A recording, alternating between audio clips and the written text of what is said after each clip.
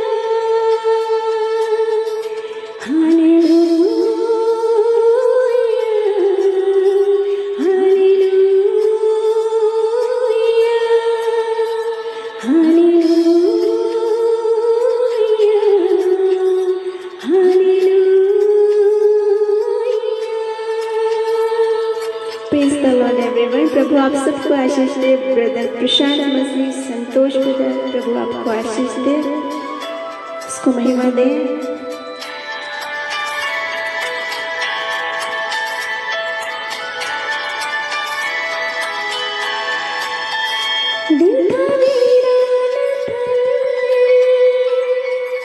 यीशु जीवन का जय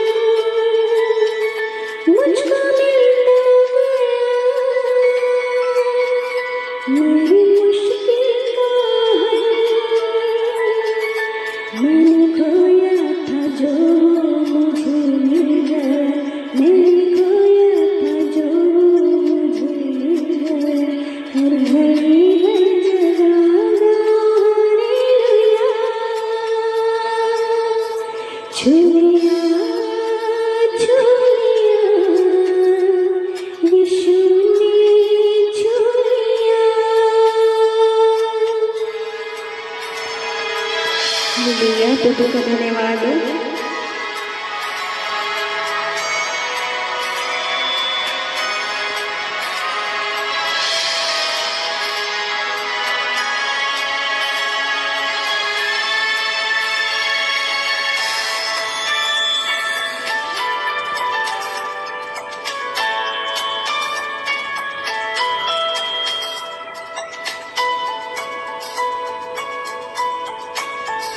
मुझको पाकीज़गी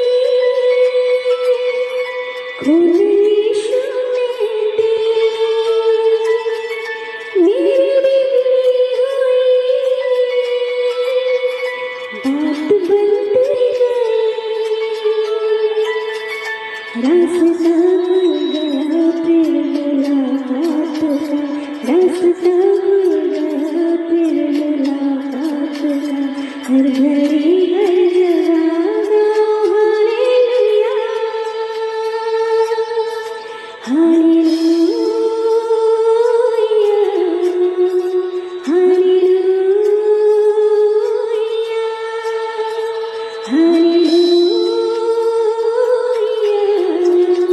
हालेलुया, हालेलुया,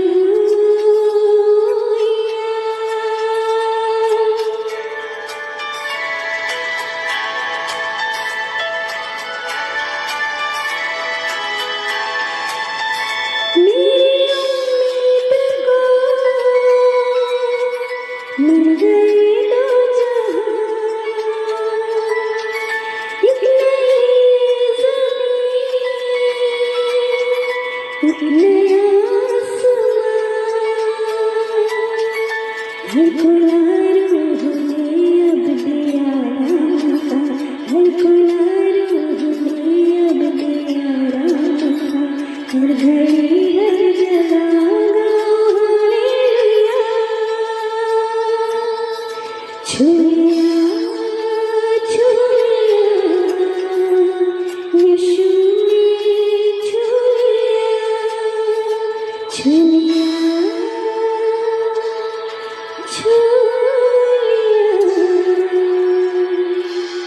यीशु ने छू लिया।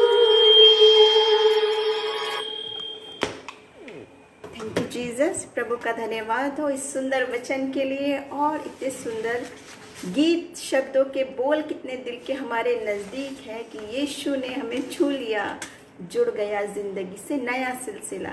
और आप और हम सब जानते हैं जब मसीह छू लेता है ज़िंदगी का सिलसिला ही बदल जाता है। प्रभु आप सबको आशीष दे। और आज मैं उस वचन पर आऊँगी जो परमेश्वर ने स्पेशली आज का वचन मुझे दिया कि मैं आप तक कुछ नई बातें, कुछ अच्छी बातें वचन में से ही हैं। बहुत बार हम देखते हैं, लेकिन आज गौर करें उस बात पे, क्योंकि आज का विषय जो है, जब भी मैं किसी से बताया मैंने आज मिनिस्ट्री के विषय में है, मिनिस्टर के विषय में, तो सबने क्या सोचा, अरे वो तो बहुत बड़ी कठिन बात है, वो हमारे मतलब की चीज़ नहीं है, वो किसी और के सुनाओ जिसको मिनिस्ट्री करनी हो। लेकिन मैं बताऊंगी जब इसमें पॉइंट, तो आप सोचेंगे ये तो कितना आसान और कितना सरल रास्ता है जो यीशु मसीह ने हमें दिखाया। और आप और हम जहाँ भी हों, जैसे भी हों, जैसी भी स्थिति में हों, परमेश्वर हमें इस्तेमाल कर सकता है। हम उसकी मिनिस्ट्री में आ सकते हैं, हम उसके मिनिस्टर यानी कि सेवक बन सकते हैं। सबसे पहले हम सब जानते हैं मिनिस्ट्री का मायने है सेवकाई, सेवक बनना है, परमेश्वर का दास बनना है। और वो बात मैं पिछली भी बार बता चुकी थी, तो मैं उस विषय पर नहीं जाके आज अलग हटके अलग विषय लेकर आऊँगी। वो तो हम समझ गए कि परमेश्वर की नम्रता है और हम सेवक बन के आए, ना कि हम सोचे कि हमारी सेवा हो। तो प्रभु का जो सेवक है वो सबकी सेवा के लिए है, नम्र बनकर है। वो बात मैं पहले भी बता चुकी, लेकिन आज का जो मैं विषय अब शुरू करूँगी, एक नया बात, वो ये है मिनिस्ट्री क्या है।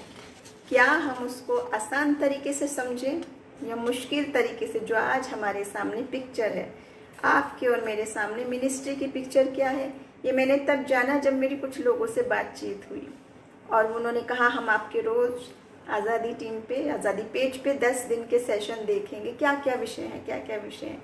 लेकिन आज के विषय में जब कल से बात हुई तो उनको लगा ये कुछ मुश्किल बात है, ये हमारे लिए नहीं है। लेकिन मैं बताना चाहूँगी ये भी आपके लिए है और आपके दिल के बहुत नज़दीक है और बहुत आसान है। आज क्या है, आज मिनिस्ट्री का मायने क्या है? जो एक कॉम्प्लेक्स बना के, जो एक मुश्किल बना के आपके सामने पेश किया, जो आपके हमारे दिलों में, हमारे जहन में बात है और हम सोच रहे हैं कि ये है मिनिस्ट्री का मायने, वो क्या है? हम सोचते हैं मैं मिनिस्ट्री शुरू नहीं कर सकता। क्यों? क्योंकि इतनी देर फैन शान शौकत का हमारे पास मिनिस्ट्री के लिए खर्चा करने के लिए नहीं है, वैसी बिल्डिंग नहीं है, हमारा प्रचार करने के लिए कोई नहीं है, मेरे लोगों से कांटेक्ट नहीं है, बड़े बड़े लोगों से जो मुझे सपोर्ट करें। लेकिन यीशु मसीह ने मिनिस्ट्री कैसे शुरू की, सेवकाई क्या किया? यीशु मसीह के जीवन से देखें क्या करा उसने। हमारी ज़िंदगी का जो नमूना है वो सिर्फ यीशु मसीह है। उसके जीवन से कुछ बातें सीखें। जब हम बहुत सारी बातें गौर करने की मैं चाहूँगी आज, चाहे जिस भी काम में हो, लेकिन ये आप चाहे रिकॉर्डेड सुने, चाहे आप लाइव सुने, चाहे आप शेयर करें, लेकिन हमारे हर बच्चों तक, हर जवानों तक, हर लोगों तक, चाहे वो हाउसवाइफ हो, चाहे वो रिटायर्ड हो, चाहे वो कुछ भी क्यों ना हो, कम पढ़े लिखे हों और वो सोच रहे हैं या मैं ये नहीं कर सकता, वो नहीं कर सकता, यहाँ हमें परमेश्वर क्या बता रहा है और क्या सेवकाई के असली मायने हैं।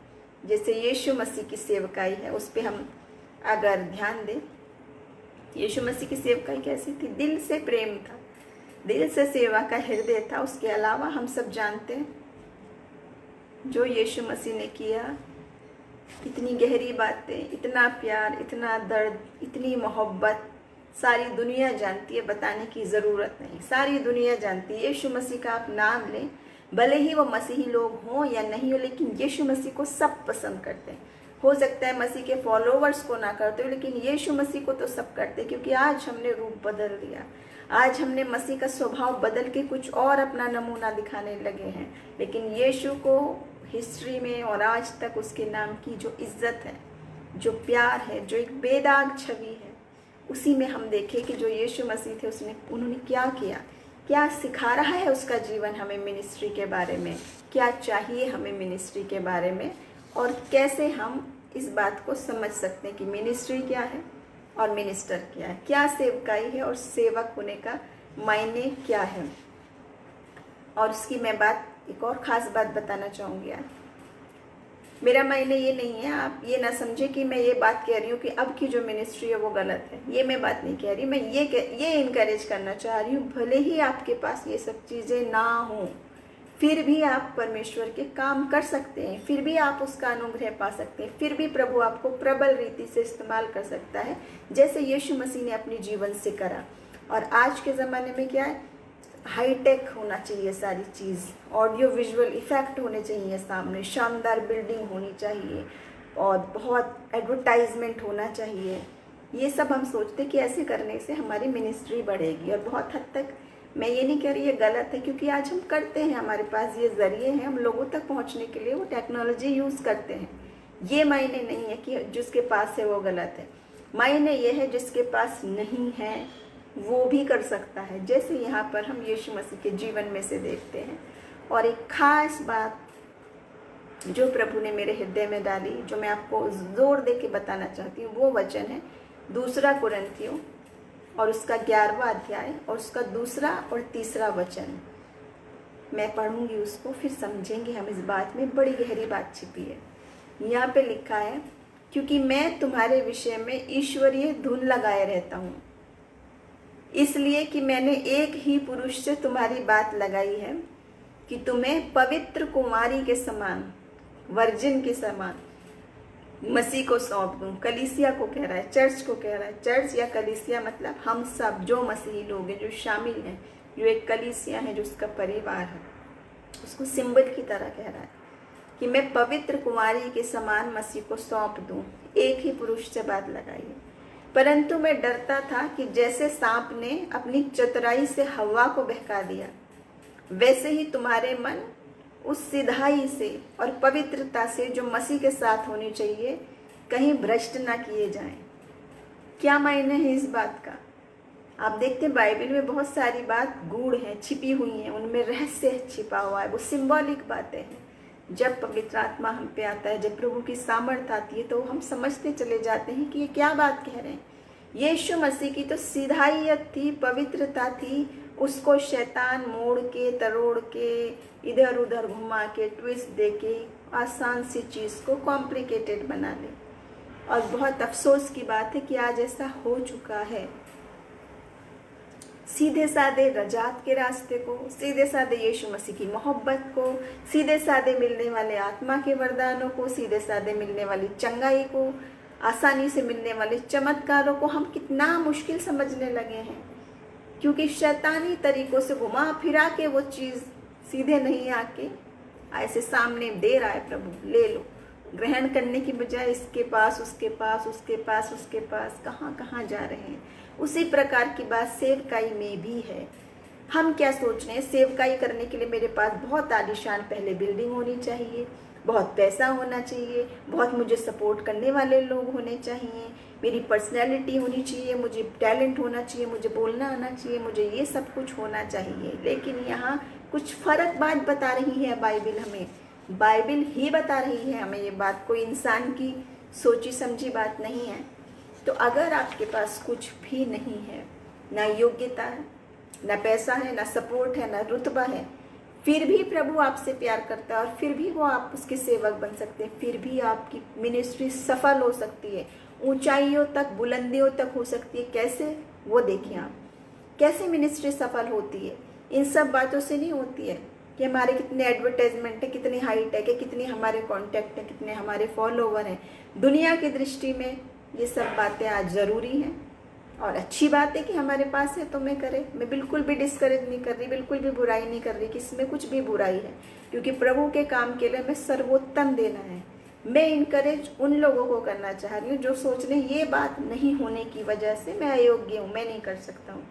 तो देखिए यीशु मसीह के जीवन में, बाइबिल में प्रभु आपके विषय में क्या कह रहा है। आप जो सोच रहे हैं कि मैं चाहता हूँ, मेरे दिल में प्यास है परमेश्वर की, मैं प्रभु के लिए कुछ करना चाहता हूँ, लेकिन मैं नहीं जानता कि क्या मिनिस्ट्री है, मैं नहीं जानता कि मैं प्रभु के लिए क्या करूँ, मैं नहीं जानता कि क्या मैं कभी कुछ कर पाऊँगा, क्या मेरी मिनिस्ट्री सफल होगी या नहीं।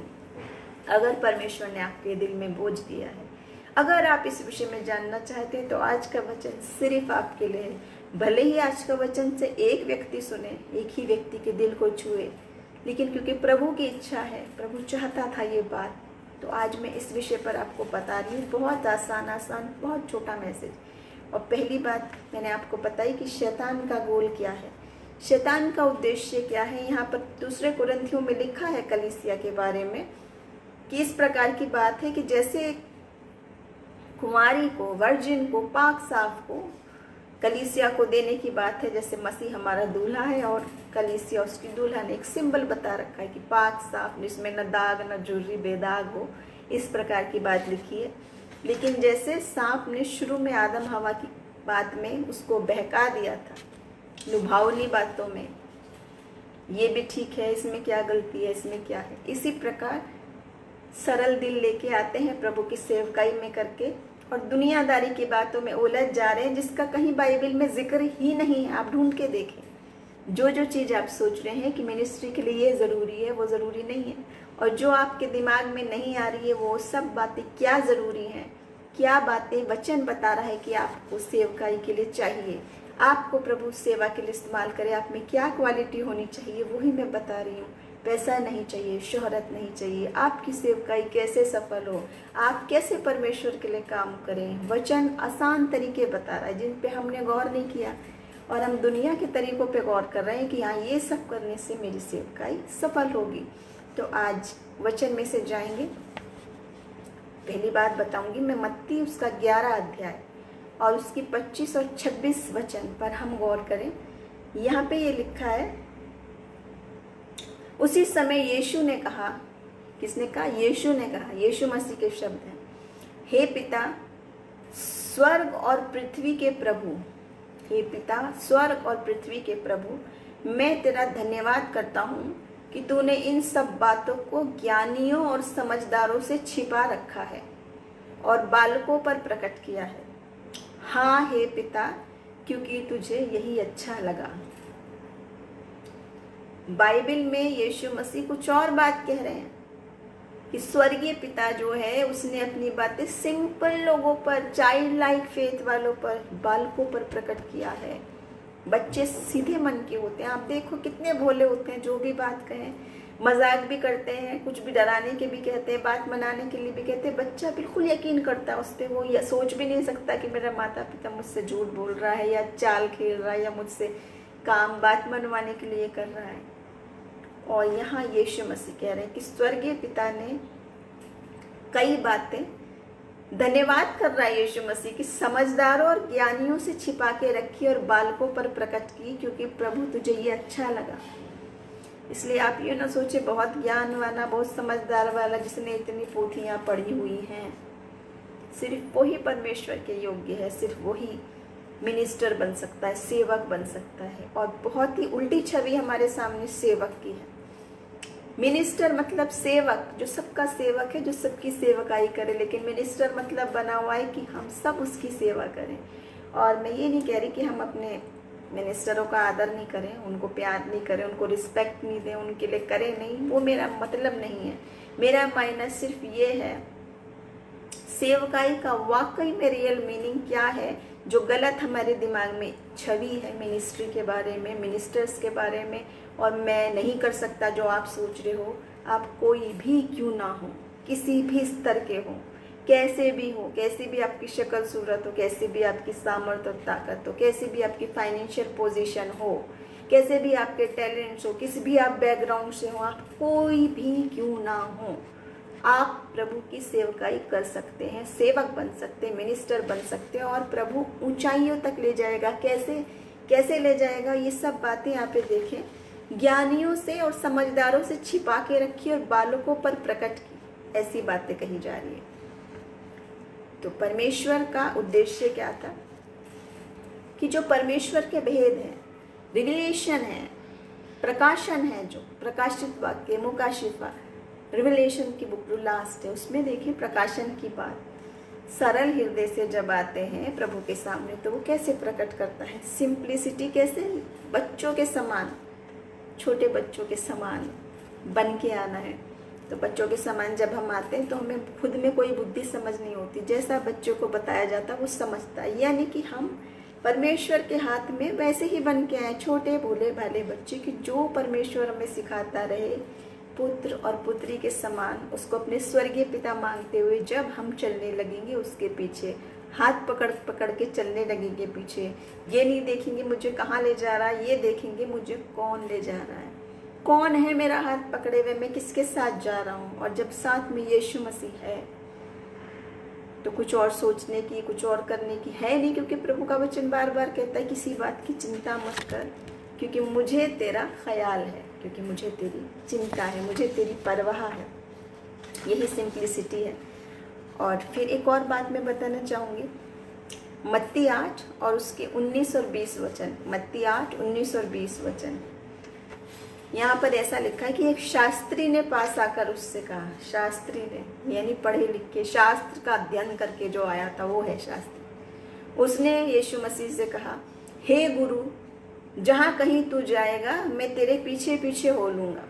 शास्त्री आदमी ने, शास्त्रों का अध्ययन करे हुए ने यीशु मसीह को कहा, गुरु तू जहाँ जाए मैं तेरे पीछे पीछे हो लूँगा। यीशु ने उससे कहा, लोमड़ियों के भट्ट और आकाश के पक्षियों के बसेरे होते हैं, परंतु मनुष्य के पुत्र के लिए सिर धरने की भी जगह नहीं, सिर रखने के लिए भी जगह नहीं है। यानी कि यीशु मसीह का कोई बहुत आलीशान हवेली नहीं थे, बंगले नहीं थे पड़े हुए। ये बात में यीशु मसीह बता रहा है कि लोमड़ियों के लिए भी स्थान है, पक्षियों के भी बसेरे हैं, लेकिन मसीह जो आया है आसमानी अपना सिंहासन छोड़ के आया, अपना आसमानी घर छोड़ के आया, राजाओं का राजा, प्रभुओं का प्रभु। उसकी नम्रता और उसके शब्द हैं ये यीशु मसीह के। उसके बाद हम बता रहे हैं, उसके बाद बंगला नहीं है, बहुत बड़ी चीज़ नहीं है। उसके बाद दूसरी बात है, चर्च बिल्डिंग भी नहीं है। यीशु मसीह की कोई चर्च की बिल्डिंग और इमारत नहीं थी खड़ी हुई, जिसके लिए आप सोचते हैं कि बिना उसके मिनिस्ट्री नहीं हो सकती। यीशु मसीह के पास नहीं है बिल्डिंग। उसके बाद जब शुरुआती चर्च शुरू हुए, कलीसियाएँ बननी शुरू हुई, पहले चर्च की जो बिल्डिंग्स बनी उनके पास भी इमारत नहीं थी। फर्स्ट सेंचुरी की बात मैं बता रही हूँ।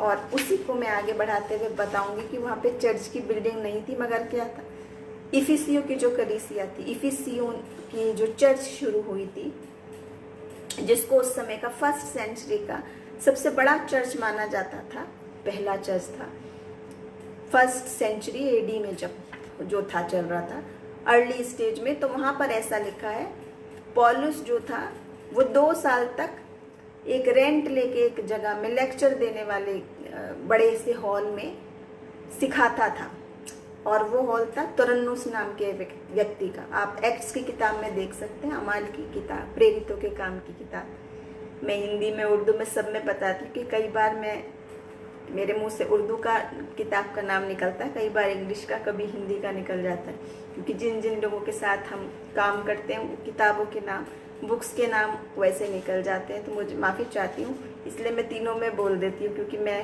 कई बार वो दूसरा भाषा निकल जाता है। एक्ट्स मतलब प्रेरितों के काम हिंदी में 19 और उसका 9 से 10 इस प्रकार लिखा है। देखिए कि इनके पास चर्च की बिल्डिंग नहीं थी। जो फर्स्ट सेंचुरी का सबसे बड़ा जाना माना चर्च है वो तुरन्नुस नाम के आदमी के रेंटेड हॉल में, लेक्चर हॉल में 2 साल तक सिखाया जाता था। देखिए यहाँ पे क्या लिखा है, परंतु जब कुछ लोगों ने कठोर होकर उनकी नहीं मानी, वरन लोगों के सामने इस पंथ को बुरा कहने लगे, तो उसने उनको छोड़कर चेलों को अलग कर लिया और प्रतिदिन तुरन्नुस की पाठशाला में वाद विवाद किया करता था, और 2 वर्ष तक यही होता रहा। यहाँ तक कि आसिया के रहने वाले, क्या यहूदी क्या यूनानी, सब ने प्रभु का वचन सुन लिया। रेंट के जगह पे हॉल में वाद विवाद करता था, लोग उसकी बात नहीं सुनते थे। लेकिन 2 साल तक जब ऐसा हुआ, 2 साल जब उसने सिखाया, आसिया के रहने वाले, क्या यहूदी क्या यूनानी, सब ने वचन सुन लिया। सब तक पहुंच गया परमेश्वर का वचन, बिना चर्च की बिल्डिंग के, बिना उसकी खुद की चर्च की इमारत होने के बावजूद। तो जो अर्ली चर्च थे, शुरुआती चर्च थे मिनिस्ट्री के, वो उनका फोकस बिल्डिंग पर नहीं होता था, उनका फोकस होता था परमेश्वर की सच्चाई को बताने का, उसकी आत्मिक बातों को बताने का, कि परमेश्वर की सच्चाई कैसे लोगों तक पहुंचे, उसका प्यार कैसे लोगों तक पहुंचे, कैसे लोगों के जीवन बदल जाए, कैसे लोग पाप से, अंधकार से हटकर उनकी आत्मिक आंखें खुले और वो कैसे सच्चाई को ग्रहण करे। सिर्फ वही मकसद था जो असली मकसद चर्च का है, न केवल बिल्डिंग खड़ी करना। देखिए आप यहाँ पर फैक्ट बातें लिखी हैं बाइबल में से। उसके बाद अगली घटना बहुत ही ध्यान देने वाली बात है। देखिए मत्ती 5 उसका 1 से 2 बहुत फेमस है परमेश्वर के वचन। इसमें यीशु मसीह के वचन हम सब जानते हैं, संडे स्कूल से सिखाया जाता है ये, और बहुत गहरा वचन है, पूरी दुनिया में फेमस वचन है। लेकिन इसके बारे में कभी खास बात आपने ये ध्यान दी, बहुत कम लोगों ने दी होगी, उस बात पर ध्यान दिलाऊंगी। पहली 2 आयत में क्या है, वो इस भीड़ को देखकर यीशु मसीह पहाड़ पर चढ़ गया, और जब बैठ गया तो उसके चेले उसके पास आए और वो अपना मुंह खोल के ये उपदेश देने लगा। ये सारे उपदेश दिए जो सब जानते हैं, धन्य वचन धन्य है धर्म के प्यासे, और वो सब बातें आप देखिए मत्ती 5 सारी दुनिया में फेमस, गहरी बातों का, प्यार की बातों का, रूहानी बातों का ऐसा उपदेश है, ऐसा सरमन है कि शायद ही किसी ने देखा और सुना हो, इतना असर है उसका। लेकिन खास बात क्या, ये कहाँ पर दिया था, पहाड़ पे चढ़ गया और बैठ गया। बहुत बड़ी बिल्डिंग में बैठा नहीं था, पुलपिट पे नहीं बैठा था कि ऊंचा ऊंचा सीढ़ीदार वो सुंदर जड़ा मड़ा कड़ा बना हुआ हो, संगमरमर से बने हुए हो, पॉलिश हुई, वैसी जगह पे बैठ के तो नहीं दिया वचन। पहाड़ पे बैठ के भीड़ को सीधे साधे तरीके से यीशु मसीह ने वचन दिया था। ये पहाड़ी वचन जिसको बोलते हैं मत्ती 5। इस बात पे ध्यान दे, कहाँ बैठ के बोल रहा है, किन लोगों में बोल रहा है, किस तरीके से बोल रहा है और क्या बोल रहा है। उसके बाद एक और घटना, मत्ती 13 उसका 1 से 3। यहाँ एक और बात है, मत्ती 13 अध्याय 1 से 3। उसी दिन यीशु घर से निकलकर झील के किनारे जा बैठा। कहाँ बैठा? झील के किनारे। और उसके पास ऐसी बड़ी भीड़ इकट्ठी हुई कि वो नाव पर चढ़ गया और सारी भीड़ किनारे पर खड़ी रही और वो उनसे दृष्टांतों में उसने बहुत सारी बातें की। दृष्टांत में, पैराबल्स में, कहानी के जरिए गहरी गहरी बात, स्वर्ग के राज्य की बात बताई, जिसमें से एक बहुत फेमस दृष्टांत है बीज बोने वाले की जो बात है, वचन से कहाँ कहाँ गिरा और क्या हुआ। पर ध्यान किस बात पे मैं दिला रही हूँ? पहली बात पहाड़ पे बैठ के दिया और दूसरा झील के किनारे पहले बैठा था। जब भीड़ ज्यादा हो गई तो नाव में बैठ के दिया यीशु मसीह ने वचन, और इतने लोगों को हिला दिया, दिल को, आत्मा को हिला दिया। आज तक भी आप जब पढ़ते हैं कितना अनॉइंटिंग आता है, आप उसको पढ़ के देखें इन बातों को। तो मेरा कहने का मतलब ये है, यीशु मसीह का पुलपिट क्या था? क्या बहुत बड़ी शानदार इमारत, चर्च की बिल्डिंग में बैठ के यीशु मसीह ने ये सारे चमत्कार किए या काम किए या लोगों को उपदेश देने के लिए? पहले उसने कहा मेरे लिए एसी वाला रूम, बहुत अच्छा वाला, बहुत बढ़िया, वहाँ पे बैठ के, और बहुत इतना स्पीकर, इतना ये सब होगा तब मैं दूंगा।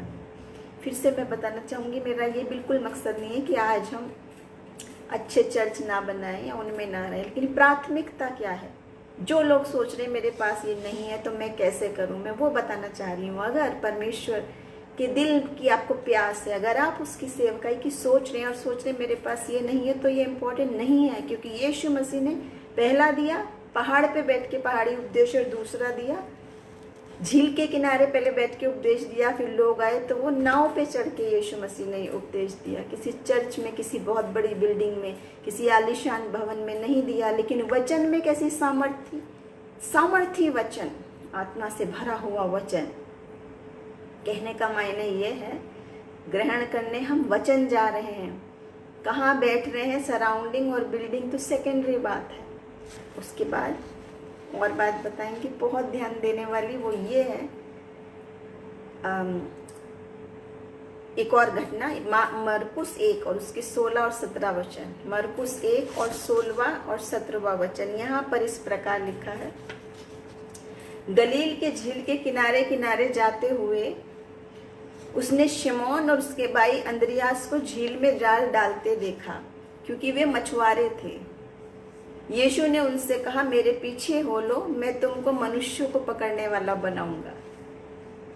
बहुत ही दिलचस्प, दिल की छूने वाली बात है। साधारण से मनुष्यों को, मछुआरों को यीशु मसीह बुला रहे हैं कि मेरे पीछे हो लो, मैं तुम्हें मनुष्य के पकड़ने वाला बनाऊंगा। अब उस समय वो सोच रहे होंगे कि क्या बात है ये, मैं तो मछली पकड़ता हूँ, मनुष्य को पकड़ने वाली क्या बात है। लेकिन आगे जाके आप जानते हैं शमौन पतरस के बारे में क्या बोलूं मैं, आप सब जानते हैं। बोलने की आवश्यकता नहीं है कि मसीह ने उसको कितनी प्रबल रीति से इस्तेमाल किया।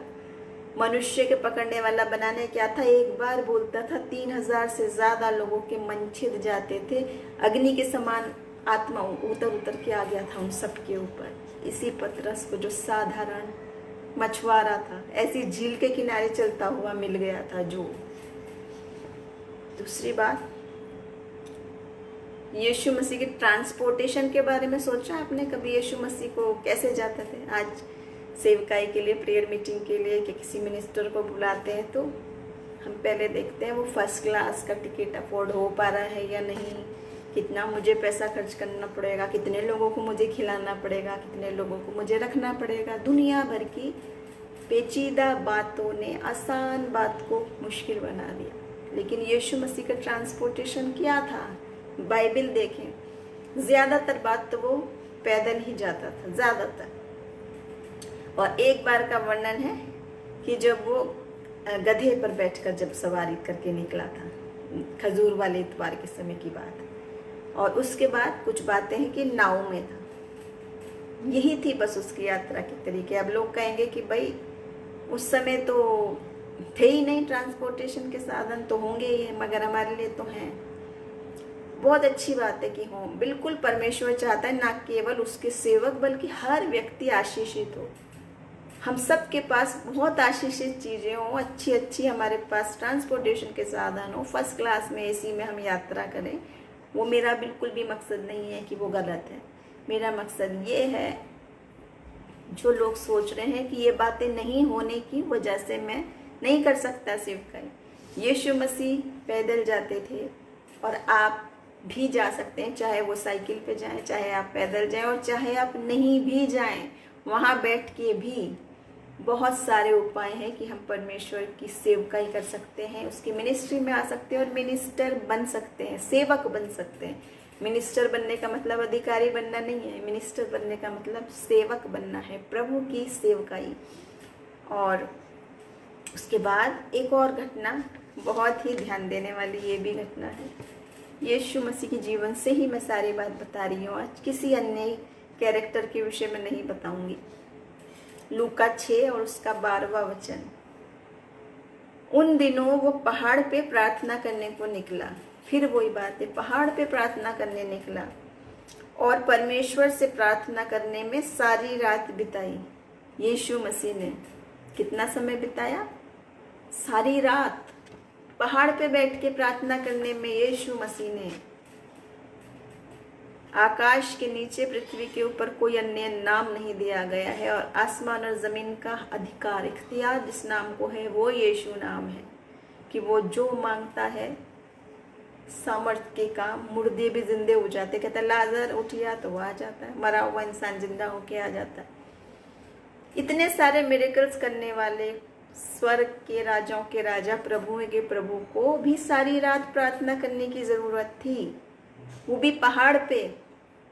और आप और मैं बिना एसी के प्रार्थना नहीं कर सकते, थोड़ी देर में हमारे पैर में दर्द हो जाता है, बिना चाय के हम खड़े नहीं हो सकते, बिना कॉफ़ी बीच में मिले हवा में 10 मिनट में हम बोर होने लगते हैं, नींद आने लगती है। कितने लोगों ने, युवाओं ने कहते हैं हमें बाइबल हम नहीं पढ़ पाते, हम बोर हो जाते हैं, बोर।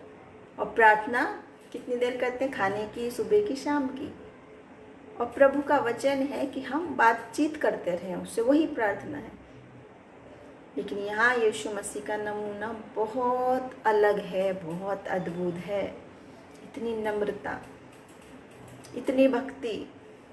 यीशु मसीह को अगर इतनी प्रार्थना की ज़रूरत है कि वो पहाड़ पे एकांत में चला जाता था और पूरी रात प्रार्थना करता था, तो आप और मैं अगर हम सेवकाई में बढ़ना चाह रहे हैं, कैसी भी जगह पर हम क्यों ना हो, कैसी भी जगह पे क्यों ना हो, अगर हम चाहें तो हम प्रार्थना में समय बिताएं और परमेश्वर का अनुग्रह पाएं, अनॉइंटिंग पाएं। जैसे कि यहाँ हम देखते हैं यीशु मसीह के जीवन में, तो हम देख रहे हैं वो पहाड़ों पे बैठ के उपदेश दे रहा है, बड़ी बड़ी मुलायम गद्दियों पे नहीं बैठ के दे रहा है कि ये सॉफ्ट नहीं है, ये कुर्सी अच्छी नहीं है, ये नहीं है, वो नहीं है, कुछ भी तो नहीं, सिंपल सीधा साधा यीशु मसीह की सेवकाई थी। फिर एक और बात, लूका 22 और उसका 25 से 27। लूका 22 अध्याय उसका 25 से 27। उसने कहा अन्य जातियों के राजा उन पर प्रभुता करते हैं और जो उन पर अधिकार रखते हैं वो उपकारक कहलाते हैं, परंतु तुम ऐसे ना होना।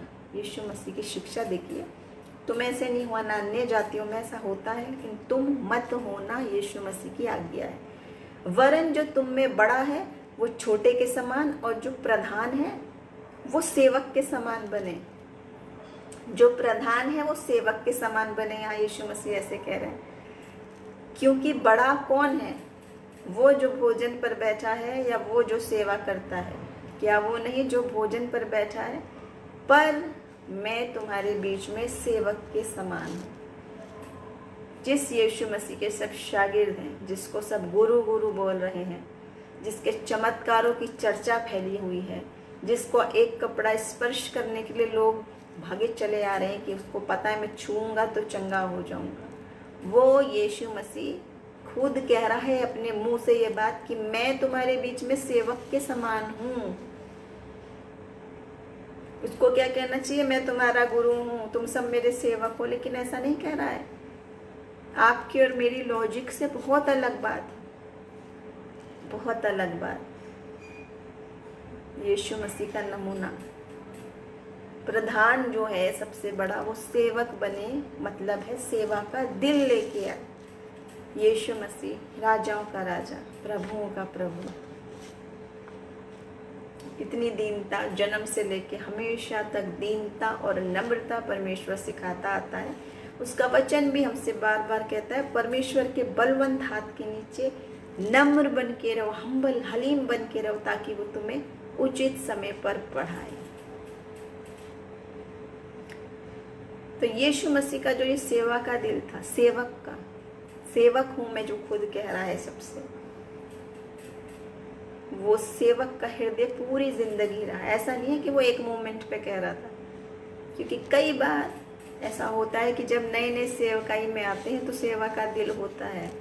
जब तक सेवा की बात, सेवकाई की, परमेश्वर हमारे बीच में रहती है और हम अनॉइंटिंग से भरे रहते हैं, परमेश्वर के कंपैशन और प्रेम से भरे रहते हैं, लोगों के लिए हमारे दिल में दर्द होता है। लेकिन जैसे जैसे जैसे हम बड़े बड़े बड़े बड़े मिनिस्ट्री दुनिया के पॉपुलर होने लगते हैं तो दुनिया हमारी सेवक बन जाती है, ना कि हम उनके सेवक बनते हैं। कॉम्प्लिकेटेड बात बना दी है उस सेवकाई की बात को आज दुनिया ने। जैसे कि शुरू से वो बता रहा है कि कहीं ऐसा ना हो कि शैतान तुम्हें गुमराह कर दे। सच्ची सेवकाई के मायने क्या है, बाइबल में आखिरी में ख़त्म करते हुए मैं बहुत ही इम्पोर्टेंट एक लाइन की बात बताते हुए ख़त्म करूँगी। ये आखिरी की बातें ऐसी हैं जो मेरे दिल के बहुत नज़दीक हैं। आप सुनेंगे तो आपका भी हृदय को छुएगा, क्योंकि ये वचन की बातें हैं, मेरी खुद की कही हुई बातें नहीं है, ये परमेश्वर के वचन की बात है, प्रेम से भरी हुई बात है।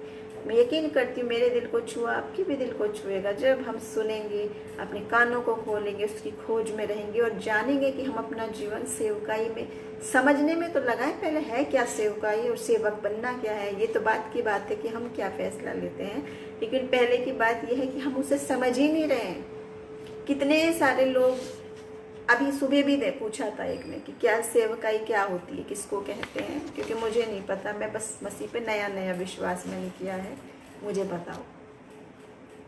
तो ये वचन हमें ये बता रहा है, सेवकाई ये है, इतनी नम्रता, दूसरे के लिए कंपैशन होना, दूसरे के लिए सेवा भाव होना।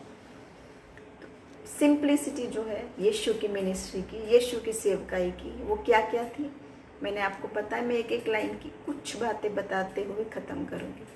पहली, उसका कोई चर्च नहीं था, चर्च से उसको आर्थिक सहायता नहीं मिलती थी यीशु मसीह को। दूसरी, खुद कह रहा है कि मनुष्य के पुत्र को सर रखने के लिए जगह नहीं है, क्योंकि वो प्रचार करने में इधर उधर रहता था।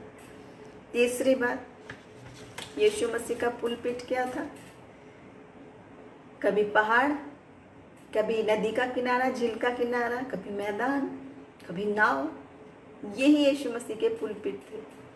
कोई बहुत बड़ी बिल्डिंग नहीं थी, बहुत बड़ी गद्दियों में बैठ के प्रचार नहीं करता था यीशु मसीह। तीसरी बात, उस समय के धार्मिक जो अगुवे थे, जो लीडर्स थे यहूदी, उनसे यीशु मसीह का कनेक्शन नहीं था कि वो किसी की सिफारिश से या सोर्स से अपनी मिनिस्ट्री चला रहा है, ऐसा नहीं था। अगली बात, यीशु मसीह मोस्टली इधर उधर जब यात्रा करते थे, ज़्यादातर वो पैदल करते थे। एक बार का जिक्र है कि वो गधे पे बैठ के करा, और कुछ बात में है कि नाव पे थे। बस सिंपल तरीके से आते जाते थे।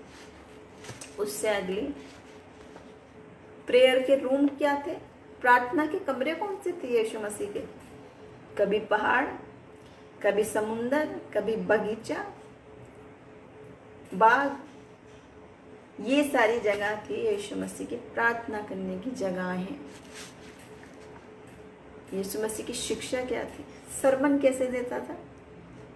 आज तो बहुत सारे लोग तरह तरह की बुद्धि की ज्ञान के सरमन देते हैं, कई कई तो इतने मुश्किल हो जाते हैं कि जब इंसान जाता है आत्मा तो छू नहीं पाती, दिमाग ही स्ट्रगल करता रहता है कि क्या मैं याद रखूं, हिस्ट्री, ज्योग्राफी, सन, मैं सब कुछ बता देते हैं वहाँ पर, सब कुछ ज्ञान की बातें होती है, सिर्फ आत्मा नहीं होती। पवित्र आत्मा आपको छूती नहीं, जीवन आपका बदलता नहीं, जैसे गए वैसे के वैसे आ गए।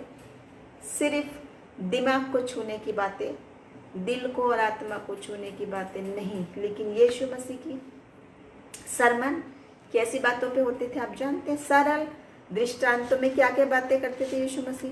कभी चिड़ियों के बारे में, कभी प्लांट्स के पौधों के बारे में, कभी बीज के बारे में। इन बातों से ही यीशु मसीह स्वर्ग के राज्य तक की बात समझा देते थे। इन बातों से जो आसपास उसको दिखते थे, और जो सिंपल लोग ही तो थे वो समझ आते थे, जिनको वो उनकी बुद्धि के अनुसार बातें उनके सामने लाते थे, वही उदाहरण कि वो समझें उसको। आज ये नहीं कि हम अपनी नॉलेज दिखाने के लिए मैं कितना ज़्यादा ज्ञान जानता हूँ, अपना पूरा ही हम सीधे साधे लोगों के सामने ज्ञान उंडेलने लगते हैं, लेकिन वो उनकी समझ में ही नहीं आता तो कोई लाभ नहीं है। बल्कि इसके कि जो सुन रहा है उसी से जुड़ी हुई बातों को बताते हुए यीशु मसीह बताते थे। ये उनका सरमन था जिसने जो लोगों की जिंदगियां बदल दी और आज तक बदल रही है। उस वचन में सामर्थ्य है। अगली बात है, यीशु मसीह जब चंगाई देते, जो हीलिंग की बात होती थी, वो प्री प्लान नहीं होती थी। ऐसा नहीं है कि पहले से सोचा था यीशु मसीह ने मैं किसको दूंगा, कैसे दूंगा, क्या क्या मेरी स्ट्रेटेजी होगी। बल्कि यीशु मसीह का प्रेम ऐसा था कि जो जो लोग मिलता रहता था वैसे वैसे उनसे बातचीत के जरिए परमेश्वर चंगाई देते थे सबको, जो भी उसके सामने आते थे, चाहे वो अंधा हो, चाहे लंगड़ा हो, चाहे कोढ़ी हो, चाहे दुष्ट आत्मा से ग्रसित हो, शैतान वाला हो, चाहे मर भी गया हो, मरे हुए को भी। हर प्रकार की हीलिंग और हर प्रकार के लोगों को, कोढ़ियों तक को भी छूने में मसीह को घिन नहीं आती थी। तरस से भरा हुआ दिल, प्रेम से भरा हुआ दिल। अगली बात मैं बताऊंगी, उसका यीशु मसीह सिंपली बिलीव करते थे, विश्वास करते थे कि मैं पिता से मांगूंगा तो ये सब कुछ परमेश्वर मुहैया कराएगा, उपलब्ध कराएगा, प्रोवाइड कराएगा। इसलिए वो किसी तरह पैसे की डिमांड नहीं करते थे कि मेरे को इतना पैसा इस चीज़ के लिए चाहिए या उस चीज़ के लिए, मुझे ये प्लानिंग करनी है, वो प्लानिंग कर लिए। पहले अपनी लिस्ट दे दी अगर फाइनेंशियल एक्सपेंसेस की, ऐसी बात नहीं थी, क्योंकि वो जानता था मैं खुदा का बेटा हूँ और परमेश्वर से मांगूंगा तो सब देगा। और दुनिया में रहते हुए यीशु मसीह ने बहुत ही सिंपल जीवन जिया था, बहुत सिंपल। आपके और मेरे तरह नहीं कि अब लॉकडाउन हो गया तो पिज़्ज़ा बर्गर नहीं मिल रहा तो जान जा रही है, क्या करें। परेशान हो गए लोग, अच्छा खाना नहीं खा रहे हैं तो बाहर की चीज़ नहीं खा रहे, घूम नहीं रहे, मॉल्स बंद हो गए तो परेशान हो गए। ये तो स्वर्ग छोड़ के आया हुआ है, परमेश्वर का बेटा, राजाओं का राजा, प्रभुओं का प्रभु, सर्वशक्तिमान, पूर्ण वैभव में सारा अधिकार जिसके पास है, वो आके गौशाला में जन्म लेते हुए, दीनता के साथ जन्म लेते हुए, सारी संसारिक बातों को झेलते हुए इंसानी रूप में रहा। सच्ची सेवकाई। अगली बात है, वही मैंने जो बताया कि वो सेवकाई वाला जो हृदय था वो जीवन भर रहा। कभी यीशु मसीह ने ये शो नहीं किया कि मैं लीडर हूँ, मैं ये कर रहा हूँ और अपनी वो दिखाई हो सबके ऊपर कि मेरी बात मानी जाए, मैं लीडर हूँ, सब मेरे को फॉलो करो। हाँ, बहुत सी बातों में परमेश्वर ने समझाया है, सिखाया है, प्रेम किया है अपने सारे शागिर्दों को, मगर ये लीडरशिप कभी क्लेम नहीं की। उसके बाद मैं बताऊंगी अपनी सच्चाई परमेश्वर ने प्रकट की थी, मैं खुदा का बेटा हूँ। लीडरशिप करके उनको हाँका नहीं था, ये मैं बताना चाह रही हूँ। उसके बाद बताना चाहूँगी ये सारी बातें जो यीशु मसीह ने करी, सब कुछ तो अच्छा किया, शुरू से लेके एंड तक सब कुछ। उसका इनाम क्या मिला यीशु मसीह को, उसका प्रतिफल क्या मिला, ये सब कुछ करने के बावजूद, सच्ची सेवकाई करने के बाद, दरिद्रता में रहने के बाद, सबको स्वर्ग के राज्य के बारे में बताने के बाद, मुर्दे को जिलाने के बाद, अपंगों को ठीक करने के बाद, सबसे प्रेम करने के बाद, बड़े बड़े चमत्कार करने के बाद यीशु मसीह को क्या फल मिला? उसको क्रूस पे चढ़ा दिया गया, ये फल मिला। आज की तरह नहीं कि हम छोटी सी बात पे भी मिनिस्टर को बुला के बहुत सम्मान और तोहफे देते हैं। बिल्कुल आवश्यक है, हमें देना है। मैं ये नहीं कह रही, आप इसका ये मायने नहीं लगाएं कि हमें नहीं देना है उनको, लेकिन वही मिनिस्ट्री नहीं है। वो तो आपका अपना सोच है, आपकी अपनी आदर भावना है कि आप करते हो कुछ अगर उनके लिए, वो आपकी पर्सनल मैटर्स है, लेकिन प्रभु का वचन ये बात नहीं बताता। हमें किसी प्रतिफल की आशा नहीं रखते हुए, जैसे यीशु मसीह मुंह नहीं खोला, अंत तक आज्ञाकारी रहा, चुपचाप रहा, शांत रहा और सब कुछ झेला। कहने का मायने मेरा ये है, आप वाकई में अगर मिनिस्ट्री में आने चाहते हैं, बिल्डिंग नहीं देखें, पैसा नहीं देखें, अपने कंफर्ट जोन से बाहर निकलें, फर्स्ट क्लास में यात्रा नहीं करनी है, या करनी है वो जैसा प्रभु प्रोवाइड करे वो हमने करनी है, जैसा परमेश्वर में रखे वो रखना है। लेकिन ये अपने को सुपेरियर वाली जो बात, मैं मिनिस्टर हूँ, वो नहीं है, क्योंकि वो बड़ा जो प्रधान बनना चाहता है उसको सेवक बनना है, नम्र बनना है, दीन बनना है, अपने को सेवा के लिए तैयार करना है, बाकी सब लोगों के लिए। जरूर है कि लोग आपको प्रोवाइड कर रहे हैं, सम्मान दे रहे हैं, आप हैं प्रभु की सेवकाई में इसलिए आदर पा रहे हैं, लेकिन इंसानों को भी मैं सतर्क करना चाहूंगी, सेवक सेवक है, हम उसमें फर्क ना करें। बहुत ही दुखद बात यह है, हम मसीही लोगों में भी, बहुत लोगों में मैंने देखी प्रैक्टिकली कि बहुत बड़ा सेवक आता है तो उसके लिए सब कुछ अच्छा, और छोटा सेवक आता है तो उसके लिए काम चलाऊ। क्यों? यीशु मसीह ने तो कोई भेद नहीं किया, उसके लिए सब एक बराबर थे। अगर आप प्रभु के सेवक बनना चाहते हैं, ये सारी बातें दोहराएं यीशु मसीह के जीवन में से कि वो आज आपसे क्या बात करना चाहते हैं। आप भी उसकी सेवकाई में आ सकते हैं, आपको भी वो मिनिस्टर बना के खड़ा कर सकता है, क्योंकि यीशु मसीह वो बात नहीं देख रहा है आप कितनी बिल्डिंग बना सकते हो। यीशु मसीह ये बात नहीं देख रहा कितनी फैसिलिटीज़ उसमें है, क्या क्या चीज़ें उसमें हैं, कितना पैसा आप उसमें लगा सकते हो। मैं दुख होता है मुझे जान के, जब मैं आज की हालत देखती हूँ कि हम नहीं समझ रहे सच्ची मिनिस्ट्री का क्या मायने है। दिलों को खोल के परमेश्वर के आगे रखे, वो खुद आपका हाथ लेके लिए चलेगा और वो आपको गाइड करेगा और बताएगा कि क्या हमें करना है। तो मेरा कहने का मतलब है, वचन जो हमें बता रहा है मिनिस्ट्री क्या है, वो इतनी आसान बात है। आप अपने घर में बैठ के अपने बच्चों को बता रहे हैं, वो भी मिनिस्ट्री है। अपने पड़ोसी को सिखा रहे हैं, संडे स्कूल बता रहे हैं, ऑनलाइन बता रहे हैं, या किसी के लिए प्रार्थना कर रहे हैं, जो भी क्यों ना हो, प्रभु ने हर एक को अलग अलग कामों के लिए चुना है। भले ही आप हाउस वाइफ हो, सारे दिन आपको नहीं टाइम है घर गृहस्थी में, किचन में, बच्चों को करने में, फिर भी वो काम करते करते प्रार्थना तो हम कर सकते हैं दूसरों के लिए, फिर भी वो करते करते हम बच्चों को कुछ बातें तो समझा सकते हैं खेल खेल में। फिर भी परमेश्वर हमें मौके देता है, बोझ देता है, और आप कहीं भी क्यों ना हो, आपके पास चाहे कुछ है या कुछ नहीं है, जब आप परमेश्वर के लिए दिल को खोलेंगे, जब आप कहेंगे प्रभु मैं तैयार हूँ, हाँ मैं तैयार हूँ, मुझे पता, तो परमेश्वर खुद प्रकट करेगा कि वो किस प्रकार से आपको लेके चलेगा और ऊंचे ऊंचे रास्तों पे लेके चलेगा और इस्तेमाल करेगा। तो आज के वचन के जरिए प्रभु हम सबको आशीष दे, हम अपने दिलों को खोलें, और आखिरी में प्रार्थना पे जाएंगे। मैं चाहूँगी हम साथ में शामिल हों प्रार्थना में।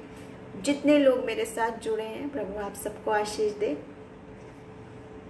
और कोई और प्रेयर रिक्वेस्ट होगा तो सेशन के बाद हम कमेंट देख के उस पर भी प्रार्थना करेंगे। हम चाहते हैं आज हर कोई, हर व्यक्ति, ये जो मिनिस्ट्री की बात है, ये ऐसी नहीं है कि एक कॉलिंग किसी एक ही को है, दो को है, हर किसी के लिए आज्ञा है परमेश्वर की, हर किसी के लिए। मैं अपना आत्मा तुम्हें दिए जाता हूँ और मेरे नाम से खुशखबरी बताओ, सुसमाचार प्रचार करो और लोगों को सच्चाई बताओ, अंधेरे में से रोशनी में लाओ। तो ये बात तो सबके लिए लिखी हुई है बाइबल में। हम सब अपने दिलों को तैयार करें, अपने जीवन को खोलें, दिलों को खोलें। आपके पास क्या है क्या नहीं है, कोई मायने नहीं रखने वाली बात है, क्योंकि परमेश्वर अनक्वालिफाइड को चुनता है और उसको क्वालिफाइड बनाता है। परमेश्वर आपके हृदय को देखने वाला है, आपके दिल में प्यास है, प्रबल रीति से आपको प्रभु इस्तेमाल करेगा। मैं कितने लोगों को जानती हूँ जो घर में सिर्फ स्त्रियाँ प्रार्थना करती हैं, प्रेयर वॉरियर हैं, स्ट्रॉन्ग, और वो काम काज करते करते करती हैं और परमेश्वर बड़े बड़े काम उनके जीवन से कर रहा है। अभी मेरे पास टाइम है तो मैं एक गवाही और बताना चाहूँगी इसी से जुड़ी हुई, और वो एक पास्टर है जिन्हें मैं व्यक्तिगत रीति से जानती हूँ। वो बहुत बुजुर्ग पास्टर थे। जब उनके जीवन में परमेश्वर का काम हुआ, वो परमेश्वर को जाने, बॉर्न अगेन है, दूसरी पृष्ठभूमि से आए, जानते नहीं थे, लेकिन परमेश्वर ने आश्चर्यचकित तरीके से काम किया, आश्चर्य कर्म किया और उनसे बोले, बातचीत किए। वो प्रभु को व्यक्तिगत रीति से जब जाने तो धीरे धीरे उसमें बढ़े। वो अपना काम भी करते थे, जॉब भी करते थे और साथ में उन्होंने सेवकाई भी शुरू की। यीशु मसीह की खुशखबरी सुनाने के लिए हाउस चर्च शुरू किया। और मैं बताना चाहूँगी, पूरी ज़िंदगी भर रिटायर होने तक उन्होंने अपना सेकुलर जॉब किया। ये चर्च उन्होंने कोई पैसा कमाने के लिए नहीं करा था, सिंपल जीवन था। जो था उसमें प्रभु का आनंद, शुक्रगुजारी करते थे, आनंद के साथ रहते थे। परमेश्वर ने बहुत बहुत चमत्कार किए। बड़ी अनॉइंटिंग थी उनके ऊपर, इतनी अनॉइंटिंग थी कि मैं बयान नहीं कर सकती। कि वो जब हाथ छूते भी नहीं थे, दूर से ऐसे प्रार्थना करते थे, अनॉइंटिंग महसूस होती थी भरपूर प्रबल रीति से। तो ये पास्टर ने जब चर्च शुरू करा था, और वो गाना वाना अच्छा नहीं आता था, उनको म्यूज़िक का टैलेंट नहीं था, तो अकेले गाते थे और शुरू में कोई आता भी नहीं था। जब हाउस चर्च शुरू किया, लोग इन्हें बेवकूफ़ समझते थे, क्या क्या बुरी बातें बोलते थे। लेकिन मैं आपको बताऊं, सबसे अद्भुत क्या बात थी, जब शुरुआत में उन्होंने शुरू किया और कोई नहीं आता था, वो अकेले पूरा चर्च लेते थे, अकेले सब कुछ, गाना गाना, प्रार्थना करना, चर्च लेना, होली कम्युनियन करना, बर्खास्त करना, सब कुछ चर्च कई बार वो अकेले लेते थे, सिर्फ अकेले। और लोग सोचते थे इनको क्या हो गया, और सोचते थे इनको बताओ, समझाओ कोई कि ये नहीं करें ऐसे। लेकिन बाद में क्या हुआ कि उस जगह में इतनी अनॉइंटिंग भर गई, क्योंकि प्रभु का वचन कहता है, जब हम वचन सुनाते हैं, जब उसका भवन होता है, जब चर्च की बात होती है, तो वहाँ स्वर्गदूतों की प्रेजेंस होती है और जो आत्मिक लोग हैं वो महसूस भी कर सकते हैं। इतनी आशीष हुई उन पे कि धीरे धीरे धीरे द्वार खुला, बहुत सारे लोग आशीषित हुए। मैं खुद व्यक्तिगत रीति से बहुत आशीषित हुई उनसे। तो मैं आपको इनकरेज करना चाहती हूँ कि शुरुआत ऐसी हो सकती है, बिल्कुल हो सकती है।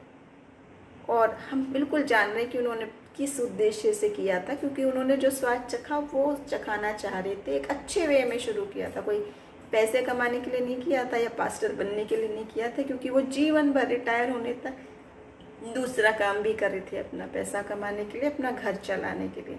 तो मैं इनकरेज करना चाहूँगी आज आपको, आपके पास गाने का टैलेंट नहीं है, आपके पास बोलने का टैलेंट नहीं है, कुछ भी क्यों ना हो, लेकिन कोई ना कोई टैलेंट परमेश्वर ने आपके लिए रखा होगा, कोई ना कोई। चाहे आप सहायता करते हैं, चाहे किसी को खाना बना के देते हैं, चाहे किसी से अस्पताल में मिलने जाते हैं, ये भी सेवकाई है, ये भी सेवकाई है। और मैं बताना चाहूँगी, सेवकाई सिर्फ मसीही लोगों तक ही नहीं है, हर किसी तक, क्योंकि यीशु मसीह ने सबसे प्रेम किया है, संपूर्ण मानव जाति से। इसलिए जो हमें सेवा का दिल है, जो सहायता करनी है, जो सबके लिए प्रार्थना करनी है, जो बीमार के लिए हॉस्पिटल जाना है, दुआ करनी है, खिलाना, वो सब के लिए करनी है। तो प्रभु आज के वचन के जरिए आशीष दे। आखिरी में मैं प्रार्थना में जाके समाप्त करूंगी इस बात को। प्रभु, हम आपका धन्यवाद करते हैं इस सुंदर वचन के लिए। यीशु मसीह, आपके जीवन के लिए हम आपका धन्यवाद करते हैं। बहुत कुछ सीखने को मिलता है और हम जानते हैं कि यीशु मसीह आपकी सारी योजनाएं हमारे लिए बहुत आसान है, सीधी सादी है, उसमें कोई कॉम्प्लिकेटेड बात नहीं। आज हमारी बुद्धि और समझ को खोलिए, ये वचन जहाँ तक जाए, जो भी सुने हमारे दिलों से बोलिए, बातचीत करिए, अपने दिलों के दरवाज़ों को खोलें, जिस पे यीशु तो कहता है, मैं तेरे द्वार पे खड़ा खटखटाता हूँ, जो मेरा स्वर सुन के खोलेगा मैं उसके साथ संगति करूँगा। प्रभु, आज हम अपने दिलों को खोलते हैं, बंद दरवाज़ों को खोलते हैं, और हम से हर एक को आपने अलग अलग टैलेंट दिए हैं। जितने लोग आज अपने दिल देना चाहते, अपने जीवन देना चाहते, तेरे काम में बढ़ना चाहते हैं, आप उन पर प्रकट कीजिए, आप उनको बताइए, आप उनको गाइड करें, क्योंकि आप हमेशा तैयार हैं, आप स्वयं खड़े खटखटा रहे हैं। लेकिन आज हम अपने दिलों को खोलते हैं। जितने लोग हमारे साथ जुड़े, सबको आशीष दीजिए, सबको अपने अनुग्रह में बढ़ाइए, और प्रभु तेरी खिदमत के लिए, तेरी सेवकाई के लिए इस्तेमाल कर। वही कंपैशन आपके जैसा, वही सेवकाई का हृदय हम में से हर एक को दे। यीशु मसीह के नाम में मांगते हैं, आमीन। आमीन। और मैं बहुत धन्यवाद करना चाहूँगी आप सब से जितने मेरे साथ जुड़े हैं और जितने लोग शेयर करते हैं। प्रभु आप सबको आशीष दे, क्योंकि सारी महिमा जलाल परमेश्वर को मिले। Thank you so much. God bless you.